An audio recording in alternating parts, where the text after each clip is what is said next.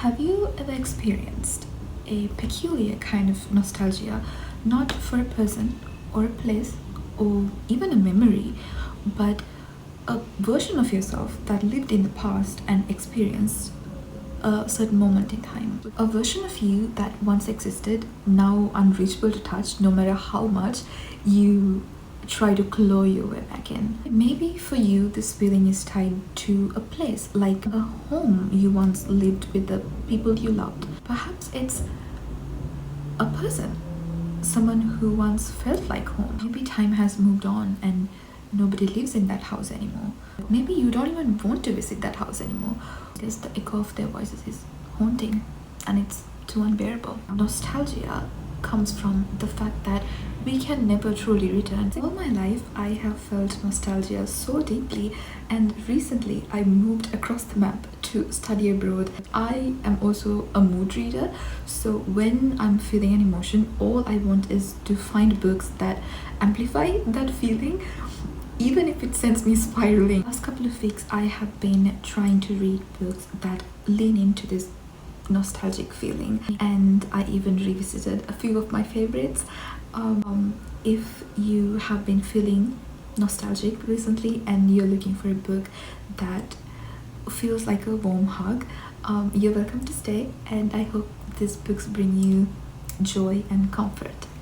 We are starting off with one of my all-time favorite books, The Secret History by Donna Tartt. This is actually one of the two books that I brought with me when I moved. There's no way I was going to leave this book and move thousands of kilometers. It's one of the two books that I have with me. It is a modern classic that revolves around an elite group of students. We explore this story through the perspective of Richard, who's the newest addition to this friend group. It is a haunting tale about obsession, friendship, the irreversible weight of the past. It is written in a way that it seems dreamlike recollection of memories that Richard is exploring, and the first half of the book is almost like an illusion. It gives you this perfectly innocent life of a group of students, these bittersweet moments of friendship and lost youth that in hindsight it was all an illusion. Richard's narration is always soaked with this longing and yearning to a past that he can never return. There is nothing in that past for him anymore. It's just all in ruin. The first half of the book is so dreamlike. It feels like Richard describes it as this painting that is out of his reach, and it's so perfect, so innocent. And second half of the book, everything that he knows of goes to ruins. And this book leaves you with so many questions, like who were these people? Was any of it even real? I think one of the layers that adds to this mystery is Richard is not a reliable narrator, and it's pretty clear throughout the book. This might be a little bit of a stretch, but it almost makes you feel two types of nostalgia. In the first half, it brings our attention to the leaves rustling in the breeze on an autumn day, and the afternoon sky bathed in sunlight, and Henry reading a book by candlelight, and Bunny's high-pitched laughter that irritates us, and Camilla pouring wine, and Francis just laying there lazily. At least for me, it's the way that we think about our happy memory. The closest example that I can think of is the feeling of missing your childhood family home. You can always go back and visit. Your parents still live there, and it's a warm, nostalgic feeling. But in the second half of the book, Richard realizes, at least we realize, that it was all an illusion. It's all gone to ruins. There's nothing real anymore, and you have to sit there and mourn the loss of a past that didn't truly exist. It shifts too deep into a very rotten sort of nostalgia, and in this book you're mourning something that may have never even truly existed.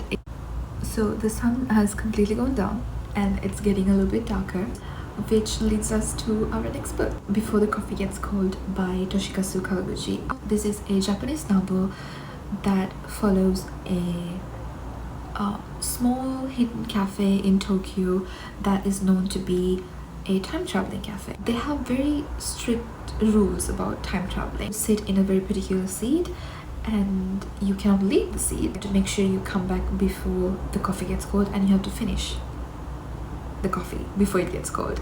The thing about time traveling and people who wish to time travel to meet someone in a cafe is it brings a lot of unsaid things and unfinished business. Essentially comes down to the idea of losing someone and having to carry the weight of this unsaid things, and it confronts these lingering emotions of regret, love and grief, and it's very heavy. These characters have a journey into the past that is drenched in nostalgia and learning and grief and regret, which you would imagine it to be so heavy. With this fantasy elements of time travel, it's been written in a way that is easy to read. The next book I want to talk about is The Lost State by Elaine Fournier. This book itself felt like a fever dream. It is so surreal and nostalgic. The story is narrated through the point of view of Francois, basically telling us a story about his friend Moulin. The original title of this book is Le Grand Moulin, which apparently is impossible to translate directly. There are so many versions of these translations that have different titles and different names. This is the only publication of this author, Elaine Fournier, before he died at, I think, at the age of 27 in the World War I. The book follows a boy named Moulin who comes across this dreamlike estate. There's this costume party kind of celebration going on, and he joins in, and he meets this girl by the name of Yuan, the daughter of the owner of this estate. They fell in love. It's the first love for both of them. The party, however, ends disastrously. He returns to his hometown, but he cannot stop thinking about this estate and to meet Yuan again. He tries multiple times to find this estate again, but for some reason he cannot find it anymore. He grows obsessed with finding this estate, finding this girl again, but the time goes on, he grows up but cannot find this place again, and he grows up with this longing. And when he finally finds this estate, things are not the same and everything has changed with time. And this story is about the feeling of nostalgia and what to do with it. It revolves around the fact that the experiences of youth are somehow magically illuminated, and we remember those as this vivid, dreamlike paintings in a way that no other experience can ever be. I thought the writing style itself was very nostalgic and surreal. Thank you for spending this evening with me and listening to me talk about my favorite books. I hope you found something that you want to potentially add to your reading list. I shall see you again soon.